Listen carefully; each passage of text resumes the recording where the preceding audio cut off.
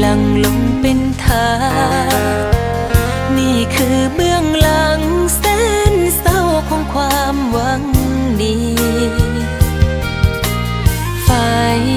ฟ้ามาค่าเทียนไม่มีมาถึงวันนี้เหลือเพียงแค่น้ำตาเทียน